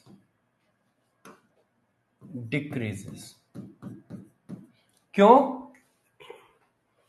रीजन क्या है? बिकॉज, ऐसा क्यों हुआ? Equilibrium shifted backward direction. और इक्विलिब्रियम बैकवर्ड डायरेक्शन में क्यों शिफ्ट हुई? क्योंकि कंसंट्रेशन ऑफ प्रोडक्ट बढ़ गया, क्योंकि कंसंट्रेशन ऑफ प्रोडक्ट बढ़ गया। तो कॉमन आयन मिलाने से हमेशा इक्विलिब्रियम बैकवर्ड डायरेक्शन में शिफ्ट होगा। क्यों? क्योंकि कंसंट्रेशन ऑफ प्रोडक्ट बढ़ जाएगा, जिसकी वजह से अल्फा कम हो जाएगा, जिसकी वजह से अल्फा कम होगा। कॉमन आयन इफेक्ट का इक्विलिब्रियम पे कोई इफेक्ट पड़ेगा? कोई इफेक्ट नहीं। क्यों? ये तो सिर्फ टेम्परेचर पर डिपेंड करता है, कोई इफेक्ट नहीं पड़ेगा। ये तो सिर्फ टेम्परेचर पर डिपेंड करता है, किसी पे पकड़ता ही नहीं है कि नहीं? कॉमन आयन का इफेक्ट कंसंट्रेशन पे पड़ेगा? बिल्कुल पड़ेगा। अच्छा, फिर मैंने पढ़ाया सॉल्बिलिटी क्या है। तो मैंने आपको सॉल्बिलिटी क्या पढ़ाई? मैंने आपको पढ़ाया amount of solute dissolve in 1 liter of solution, dissolve in 1 liter of solution। ये मैंने आपको सॉल्बिलिटी पढ़ाई। तो मैंने कहा इसको स्मॉल एस से रिप्रेजेंट करते हैं, तो स्मॉल एस ग्राम पर लीटर सॉल्बिलिटी इक्वल टू, फार्मूला क्या आया? मास ऑफ सॉल्यूट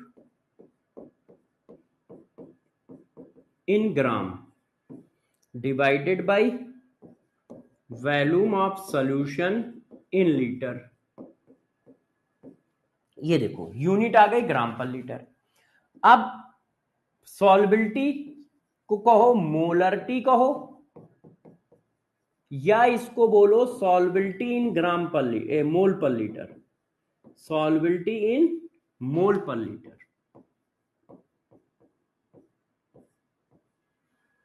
तो क्या रिलेशन होगा?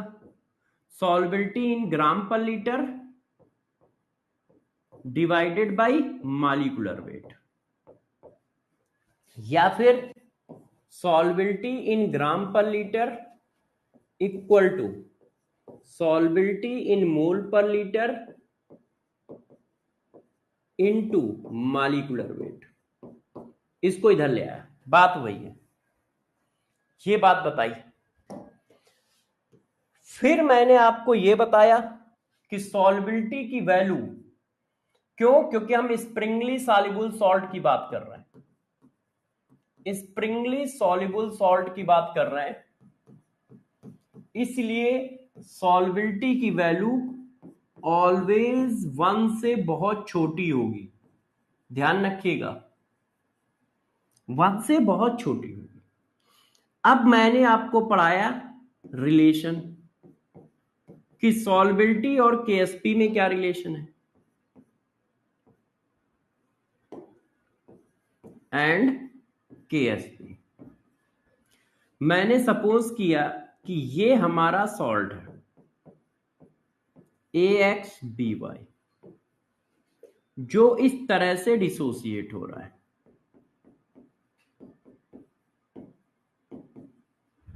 तो इसका केएसपी क्या बनेगा, केएसपी इक्वल टू x की पावर x, y की पावर y, सॉल्बिलिटी की पावर x प्लस y। इसमें ये सॉल्बिलिटी प्रोडक्ट है, ओनली डिपेंड अपॉन टेम्परेचर, जिसकी वैल्यू सिर्फ टेम्परेचर पे डिपेंड करती है। क्यों? क्योंकि सॉल्बिलिटी प्रोडक्ट एक तरह का वीक इलेक्ट्रोलाइट है। बेटा जो स्प्रिंगली सॉल्युबल सॉल्ट होते हैं वो वीक इलेक्ट्रोलाइट होते हैं, तभी तो इक्विलिब्रियम बन रही है, तभी तो इक्विलिब्रियम बन रही है। जो स्प्रिंगली सॉल्युबल सॉल्ट है वो वीक इलेक्ट्रोलाइट की कैटेगरी में आते हैं, तभी तो उनमें इक्विलिब्रियम आ रही है ना। यदि वो स्ट्रॉन्ग इलेक्ट्रोलाइट हो गए तो इक्विलिब्रियम कैसे आएगी। तो सॉल्ट दो तरह के हैं, ऐसे जो स्ट्रॉन्ग इलेक्ट्रोलाइट है और कुछ ऐसे भी हैं जो वीक इलेक्ट्रोलाइट है। जनरली आपके हिस्से में जो सॉल्ट आते हैं स्ट्रॉन्ग इलेक्ट्रोलाइट आते हैं, मगर इस हेडिंग में जितने भी सॉल्ट लिए जाएंगे वो सब वीक इलेक्ट्रोलाइट है, वो स्प्रिंगली सॉल्युबल है, पानी में बहुत कम सॉल्युबल है। इसी वजह से स्प्रिंगली सॉल्युबल का मतलब होता है ऐसी सॉल्बिलिटी जिनकी सॉल्बिलिटी पानी में बहुत कम है, ऐसे सॉल्ट जिनकी सॉल्बिलिटी पानी में बहुत कम है, ना के बराबर है, उनको स्प्रिंगली सॉल्युबल सॉल्ट कहते हैं। अब ये मैंने आपको पढ़ाया, अब इस चीज को मैं थोड़ा और अच्छा कर रहा हूं, गौर से देखिएगा, डरिएगा नहीं। अब देखो बच्चों, इस रिलेशन को मैं थोड़ा सा मॉडिफाई कर रहा हूं, इससे क्या होगा आपको अभी देखो पता चलेगा, मेरी बात को समझिएगा। ये रिलेशन लिखा है, यदि मैं इस चीज को इसके नीचे ले आऊं तो क्या किसी बच्चे को बुरा लगेगा? यदि मैं इसको ऐसे लिख दूं, सॉल्बिलिटी इक्वल टू, किसी बच्चे को बुरा लगेगा? देखना मैंने क्या लिखा है, x की पावर x, y की पावर y, सॉल्बिलिटी की पावर 1/x प्लस y। कैसे? देखो ये इसके नीचे गया तो KSP अपॉन x की पावर x, y की पावर y, ये पावर है। तो जब पावर हटाओगे तो यहां रूट लग जाएगा ना, पावर हटाओगे तो ये रूट लग जाएगा, है कि नहीं? ये देखो पावर हटाया रूट लग गया। अब कहीं ये लिखा है तो क्या लिखोगे जरा बताओ, ये लिखा है, अब इसको बताओ कैसे लिखोगे। तो यार यही तो आएगा, 27 इसके नीचे गया, अब तुमने पावर हटाई तो वो रूट में चली गई, वही तो लिखा है। अब इससे होगा क्या, अब गौर से समझिएगा मेरी बात, इससे क्या होगा, इससे बहुत सारे क्वेश्चन आपके बिना पेन चलाए सॉल्व हो जाएंगे, मगर थोड़ी मैथमेटिक्स लगानी पड़ेगी। वो मैथमेटिक्स क्या है मैं समझा रहा हूं। देखो अब कई केस बताता हूं, देखो ध्यान से समझिएगा। केस नंबर 1, मान लो आपके पास 3 सॉल्ट है, जिनका, मान लो आपके पास 3 सॉल्ट है, हमारे पास है सॉल्ट, देखो मैं सॉल्ट लिख दे रहा हूं, AX, AX2, AX3, ये 3 सॉल्ट है, ये क्या है, सॉल्ट है, ठीक। अब इनके KSP इक्वल है, KSP इक्वल है, इक्वल है, तो इनकी सॉल्बिलिटी का ऑर्डर बताओ, ऑर्डर ऑफ सॉल्बिलिटी, तो इनकी सॉल्बिलिटी का ऑर्डर बताओ, ऐसा क्वेश्चन पूछा जाएगा आपसे। तो देखो आप थोड़ी सी मैथ्स लगाते हैं, ये चीज कांस्टेंट है, हाँ, अब जितनी बड़ी ये चीज होगी उतना छोटा ये आएगा, चेक करो, ये चीज कांस्टेंट है, सॉल्बिलिटी सबके लिए इक्वल है, केएसपी सबके लिए इक्वल है कि नहीं है? हाँ, तो जब केएसपी सबके लिए इक्वल है तो एक्स और वाई की जितनी ज्यादा वैल्यू होगी ये वैल्यू उतनी ही बड़ी आएगी। किसी ने कहा क्यों? ध्यान रखिएगा, यदि KSP इक्वल हो तो जितने ज्यादा नंबर ऑफ आयन होंगे, जितने ज्यादा नंबर ऑफ आयंस होंगे उतनी ज्यादा सॉल्बिलिटी आएगी। क्यों? क्योंकि KSP की वैल्यू लेस देन 1 है, और लेस देन 1 के ऊपर पावर बढ़ाओगे तो वैल्यू बढ़ती है, घटती नहीं है। फॉर एग्जाम्पल, मैं आपको एग्जाम्पल देता हूं, सब लोग देखो, ये है 10 की पावर 4, इसके ऊपर आपने पावर लगाई 2, सॉरी पावर लगाई 1/2, तो कितना आया? 10 की पावर 2 आया। वैल्यू क्या है? घट रही है, चेक करो। अब लिखो 10 की पावर -4, अब इस पर रूट लगा दो, अब बताओ वैल्यू क्या आई? अब वैल्यू देखो बढ़ रही है। तो यदि एक से छोटी वैल्यू पर पावर बढ़ाओगे 1 में, रूट बढ़ाओगे, एक से छोटी वैल्यू पर रूट बढ़ाओगे तो वैल्यू बढ़ेगी, और सॉल्बिलिटी हमेशा एक से छोटी वैल्यू है। तो जब सॉल्बिलिटी एक से छोटी है तो उसका KSP भी एक से छोटा है। भाई जब सॉल्बिलिटी एक से छोटी है तो KSP इक्वल है, मगर इस KSP की वैल्यू हमेशा एक से छोटी ही आएगी।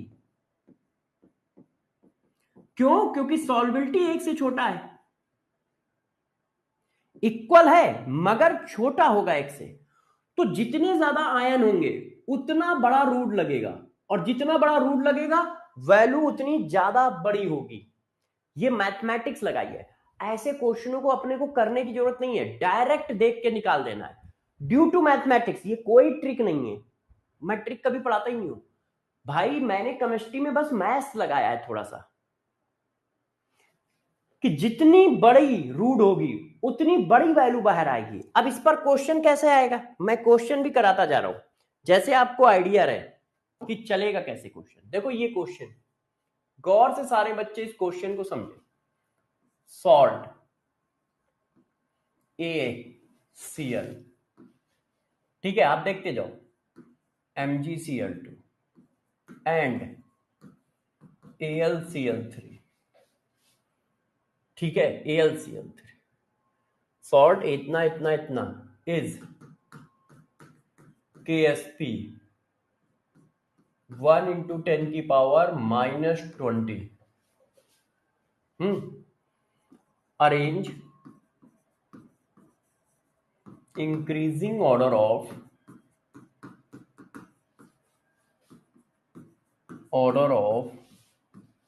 solubility of salt। अब इनकी सॉल्बिलिटी का ऑर्डर लगाना है। मैंने कहा भाई इसकी सॉल्बिलिटी सबसे ज्यादा है, फिर इसकी सॉल्बिलिटी है, फिर इसकी सॉल्बिलिटी है। मैंने कहा इन सबकी सॉल्बिलिटी आपस में बराबर है। क्यों? क्योंकि KSP बराबर है। मैंने कहा नहीं यार, इसकी सॉल्बिलिटी सबसे कम है, फिर इसकी है, फिर इसकी है, फिर मैंने कहा नन ऑफ दिस। अब तो अब देखो, ऐसे क्वेश्चन में अपने को कुछ नहीं करना है, अपने को क्या देखना है? आयन किस में ज्यादा है। देखो 1 और 1 2 आयन, 1 और 2 3 आयन, 1 और 3 4 आयन, तो आयन इसमें ज्यादा है, तो सॉल्बिलिटी इसकी ज्यादा है। ये आंसर आ गया सी। और आप चाहो तो कैलकुलेट करके देख लो, मैं कैलकुलेट करके भी दिखा देता हूं आपको। देखो KSP निकालना आता है, KSP ऑफ AgCl बताओ क्या है? x की पावर x, y की पावर y, सॉल्बिलिटी की पावर x प्लस y। तो S इक्वल टू कितना आ गया? √KSP। √KSP किया तो सॉल्बिलिटी की वैल्यू ये आई। अब MgCl2 के लिए लगाओ, MgCl2 के लिए लगाओ, x की पावर x, y की पावर y, सॉल्बिलिटी की पावर x प्लस y।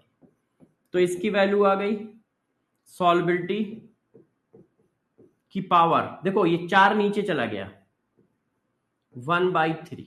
अब इसको सॉल्व करो, 10 की पावर -20 डिवाइडेड बाई 4, 1/3। अब आप इसको ये तो लिख सकते हो ना, देख लो, किसी बच्चे को बुरा तो नहीं लगेगा। देख लीजिए, मैं लिख देता हूं। यदि मैं किसी ऐसे लिख दूं तो क्या बुरा लगेगा? एक मिनट, एक मिनट,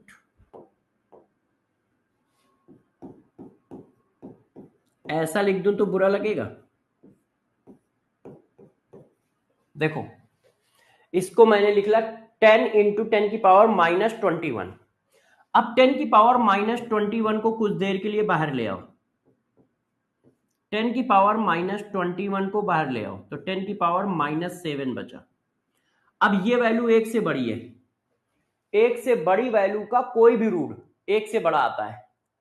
एक से बड़ी वैल्यू पे कोई भी रूल लगाओ, मैथमेटिकली एक से बड़ा आएगा, करके देख लो।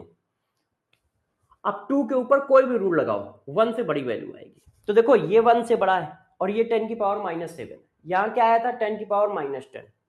अब क्या आया? 10⁻7। तो वैल्यू बढ़ गई, वैल्यू बढ़ गई। 5 जीरो का डिफरेंस है, मतलब 1,00,000 गुना बड़ी वैल्यू है ये। तो देखो, आयन ज्यादा है तो और बड़ी वैल्यू आई है।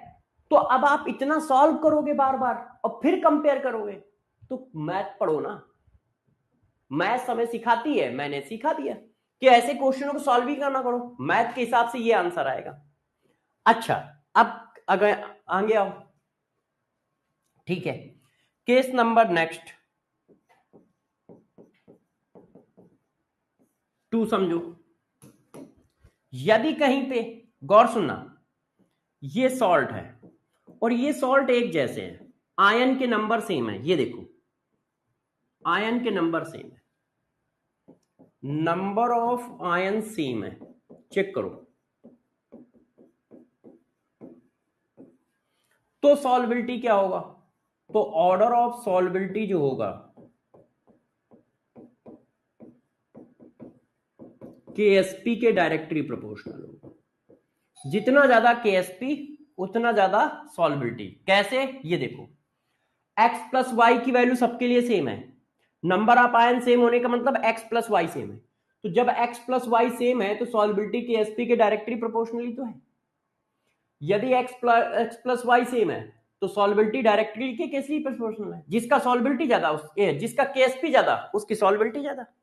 क्यों? ये सारी चीजें तीनों सॉल्ट के लिए सेम है, मगर केएसपी सेम नहीं है।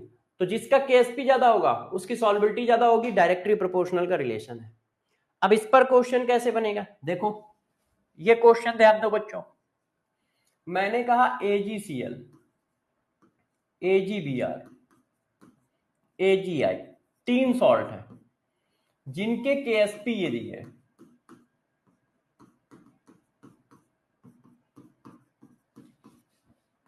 One into 10⁻⁻14, 1 into 10⁻⁻18, 1 into 10⁻⁻26। अब मैं पूछ रहा हूं अरेंज इंक्रीजिंग ऑर्डर ऑफ सॉल्बिलिटी, या पूछ रहा हूं किसकी सॉल्बिलिटी मैक्सिमम होगी, या पूछ रहा हूं किसकी सॉल्बिलिटी मिनिमम होगी। ये देखो, अब आंसर बताओ।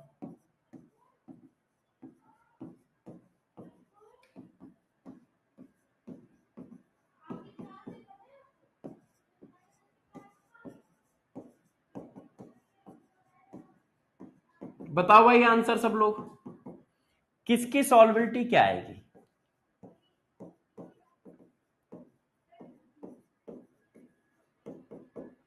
ये देखो, अब नंबर ऑफ आयन क्या है? सेम।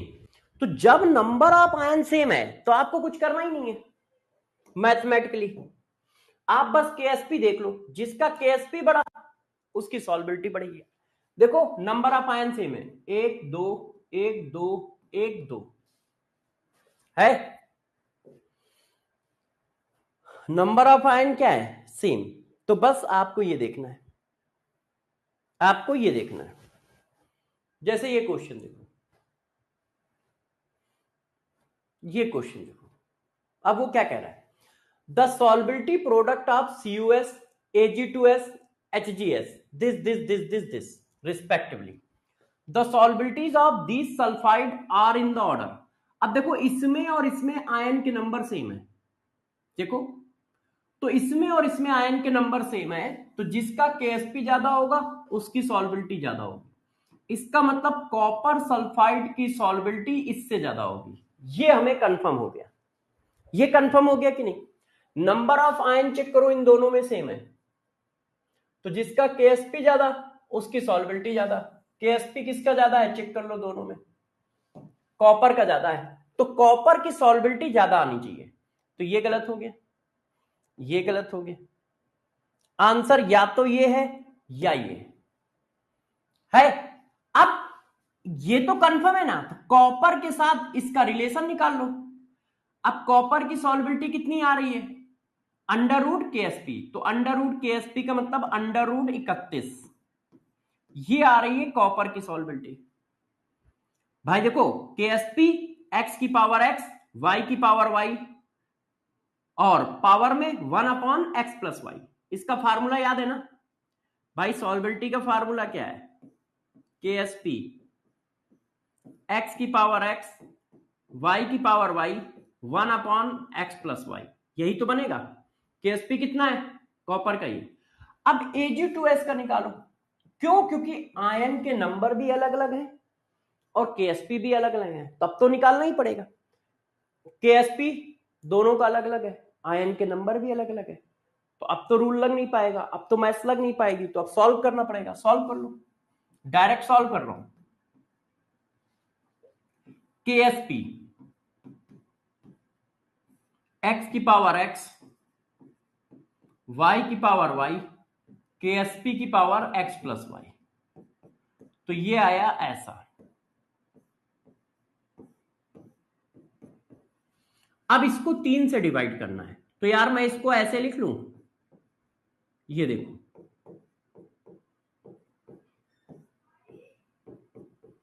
इसका मतलब बराबर में आएगा 10 की पावर -15। अब ये कितना आएगा? 31 का आधा क्या होता है? 10 की पावर -15। इसको 32 लिख लो, इसको ऐसे लिख लो,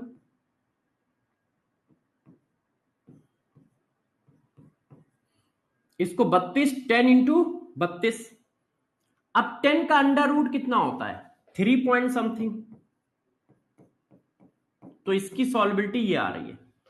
अब इसकी सॉल्बिलिटी क्या आएगी? ये 2.5 है, 2.5 का अंडर रूट 1 से तो बड़ा ही आएगा ना, ये देखो 1 से तो बड़ा ही आएगा। एक बार कैलकुलेशन करके देख लेना, मैंने सही कैलकुलेशन की है, मैंने सही कैलकुलेशन की है भाई। थोड़ी सी कैलकुलेशन आएगी, ये क्वेश्चन जेई में आया हुआ है, ये क्वेश्चन जेई में आया हुआ है। अब इसकी कैलकुलेशन चेक करो, क्योंकि बहुत नियरेस्ट वैल्यू है, बहुत नियरेस्ट वैल्यू है। 10 की पावर -31 है, तो 10 की पावर -31 की वैल्यू लगभग यही आएगी, है ना?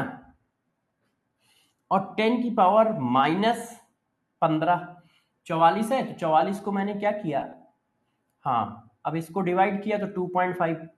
अब 2.5 का अंडर रूट 1 के आसपास ही बनेगा, क्यूब रूट है, अंडर रूट नहीं है, क्यूब रूट है। तो ये बड़ा आ रहा है, ये आंसर आ रहा है, ये आंसर आ रहा है। तो बात समझ पाए? तो क्वेश्चन करने में हमें आसानी होगी यदि ये कॉन्सेप्ट हमारे पास होंगे, ये कॉन्सेप्ट हमारे पास होंगे, ये वाले। यदि केएसपी इक्वल है तो जिसमें आयन ज्यादा उसकी सॉल्बिलिटी ज्यादा। यदि नंबर ऑफ आयन इक्वल है तो जिसकी सॉल्बिलिटी ज्यादा, जिसका केएसपी ज्यादा उसकी सॉल्बिलिटी ज्यादा। केस नंबर 3, यदि दोनों वेरिएबल है तो बच्चों क्वेश्चन को सॉल्व ही करना पड़ेगा। Case number 3। अब केस नंबर 3 समझो, मान लो नंबर ऑफ आयन भी सेम नहीं है, नंबर ऑफ आयन सेम नहीं है,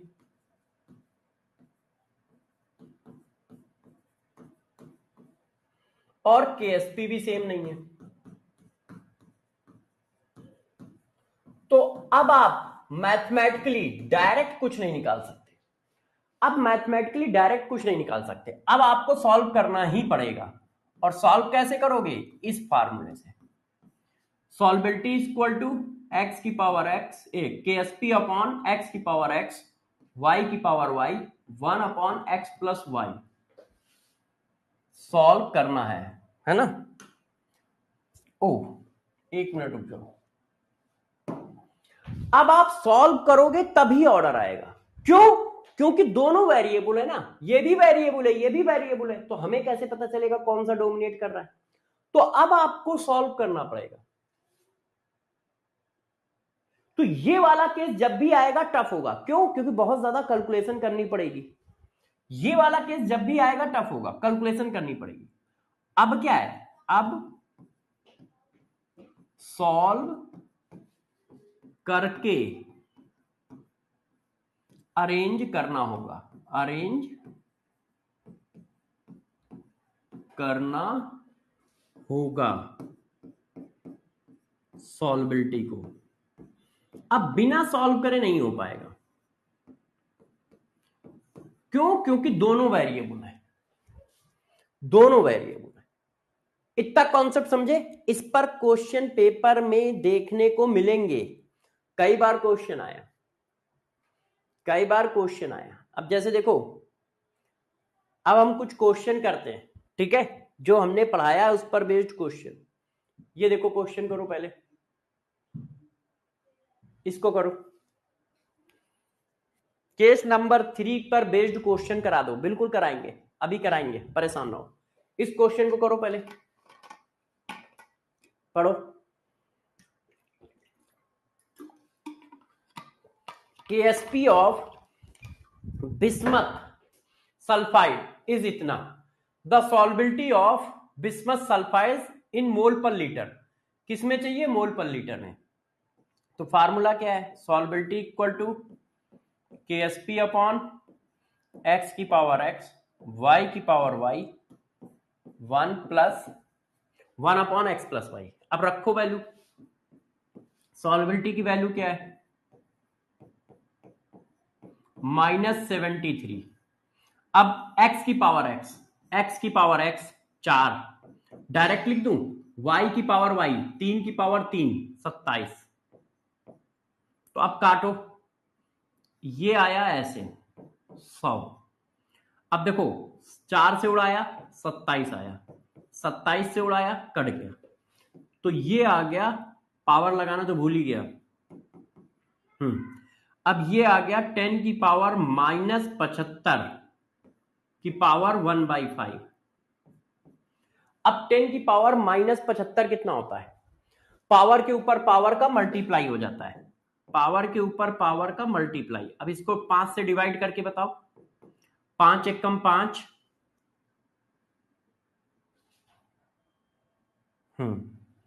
5 से डिवाइड करके बताओ। 5 एकम 5 और 2 हो गया 5 25 15। 10 की पावर -15 आ रहा है, ये आंसर आ गया। 10 की पावर -15 है ना। ऐसा क्वेश्चन होगा, ऐसा करना है। अब ये क्वेश्चन देखो, ये आईआईटी जेई का है, integer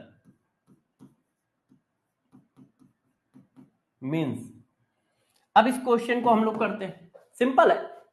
to salt A2X MX have the same value of solubility product. अब देखो दो सॉल्ट है, एक ये सॉल्ट है और एक ये सॉल्ट है, इनके सॉल्बिलिटी प्रोडक्ट इक्वल है, दोनों के सॉल्बिलिटी प्रोडक्ट बराबर है। ये देखो, the ratio of their molar solubility is, the ratio of their molar solubility is, उनका रेशियो पूछ रहा है। मतलब सॉल्बिलिटी किसकी पूछ रहा है? A2X divided by सॉल्बिलिटी MX। अब यदि ऑर्डर पूछे तो हमें पता है ऑर्डर किसका ज्यादा है। देखो सॉल्बिलिटी इसकी ज्यादा होगी, आयन ज्यादा है, आयन ज्यादा है, मगर वो रेशियो पूछ रहा है, तो अब निकालना पड़ेगा। निकालोगे कैसे? आपको रूल पता ही है, इसकी सॉल्बिलिटी निकालनी है। तो डायरेक्ट करूं, केएसपी डिवाइडेड बाई एक्स की पावर एक्स x की पावर x, 2 की पावर 2 4, y की पावर y 1/x+y, 4 से 4 कट गया तो ये आया 10 की पावर -4, है ना। अब इसकी निकालो mx की, 4 इंटू 10 की पावर -12, x की पावर x, 1 की पावर 1, y की पावर y, सॉल्बिलिटी की पावर x+y, ये आया ऐसा। अंडर रूट लगा है, 4 का अंडर रूट 2, 10 की पावर -12 का अंडर रूट 10 की पावर -6, वैल्यू डाल दो तो ये आ रहा है 10 की पावर -5 और ये आ रहा है 2 इंटू 10 की पावर -6, तो ये हुआ 100 डिवाइडेड बाई 2 मतलब 50। तो ये रेशियो कितना आएगा? 50 आएगा। ये रेशियो कितना आएगा? 50। आपके में क्या करेगा? ऑप्शन दे देगा, इज लिख देगा, बस इसके आगे इज लिख दो और ऑप्शन लिख दो, हो गया क्वेश्चन नीट का, हो गया क्वेश्चन नीट का जेई की जगह। उसमें क्या है? उसमें क्या है? जरा देर लगेगी जेई के क्वेश्चन को नीट में बनाने में, कोई टाइम थोड़ी लगना है, कर लोगे। अच्छा, अब मैं थोड़ा और पढ़ाता हूं तुम्हें, जैसे चीजें समझ में आए और कहानी आगे बढ़े। अभी सॉल्बिलिटी खत्म नहीं है, काफी लंबा टॉपिक है, इतना इजी भी नहीं है। यस, हाँ, टाइम खत्म हो रहा है, टाइम खत्म हो रहा है। कल ये चैप्टर देखो, effect of common ion effect in solubility of salt, heading डाल लो, जैसे कल याद रहेगा कहां से पढ़ाना है। Common ion effect in solubility of salt, solubility of salt.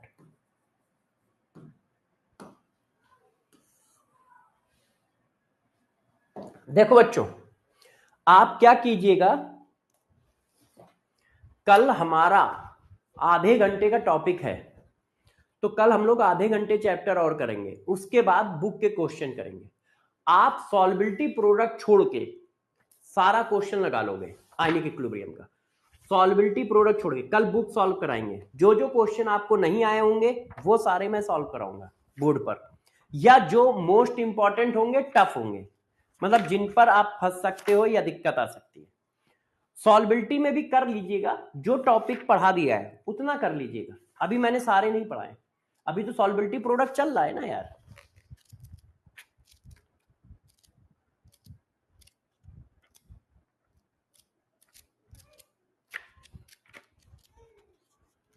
Ionic equilibrium, ठीक है। सारा क्वेश्चन आप इसका करिए, जो नहीं आएगा मैं बताऊंगा। आपको कौन सा नहीं करना है, ये देखो सॉल्बिलिटी प्रोडक्ट हेडिंग यहां से चालू हुई है, इसके जितना पार्ट मैंने पढ़ा दिया है उस पार्ट से जो जो क्वेश्चन हो कर लेना, और उस पार्ट से जो क्वेश्चन ना हो उसको मत करिएगा।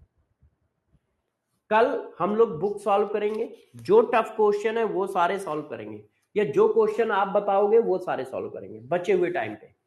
क्यों? क्योंकि कल ये खत्म हो जाएगा आधे घंटे में या 1 घंटे में, बचे हुए 1 से 1.5 घंटे में हम वही करेंगे। तो कल आप नीट एडवांस बुक पूरी करके आओगे, नीट एडवांस बुक पूरी करके आओगे।